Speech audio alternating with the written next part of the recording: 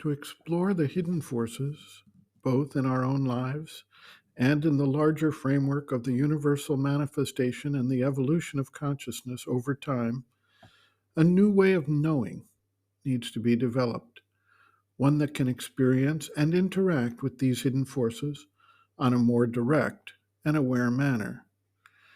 We can see the direct responsiveness of the vital nature as it experiences life with what we call instinct or habit. Yet, this type of knowing has its limitations insofar as it is not truly conscious and self aware, but merely a reaction that is grounded in a deeply embedded process in the vital being. We can recognize that the mind is not the proper instrument for such an undertaking, as its knowledge is necessarily indirect and inferential in nature.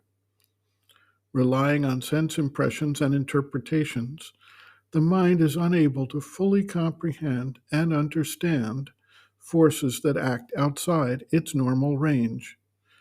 We thus are left with having to identify and develop a new power of knowing beyond the vital and mental ranges with which we are familiar.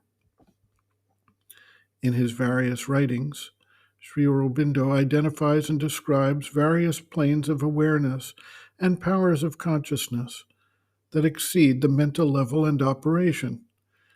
These powers have expressed in various individuals over time who act as forerunners or precursors of a next phase of development beyond that of man, the mental being. To be sure, not all of humanity has fully developed and utilized to its fullest extent the vital and mental powers of awareness and response. We see a range of development.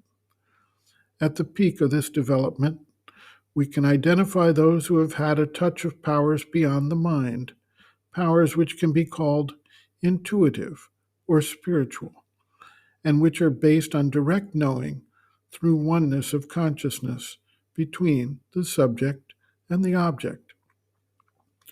As the individual works to gain access to these higher powers of consciousness, he begins to gain the benefits of their action and can thereby begin to see, appreciate, and understand the forces at work to carry out the universal creation's purpose and intention, and to move us individually to carry out our own role in this higher purpose and intention of existence. Dr. Dalal observes, quote, "Such an inward and direct knowledge of things is the basis of what has been stated in the pages of this compilation regarding the hidden forces of life.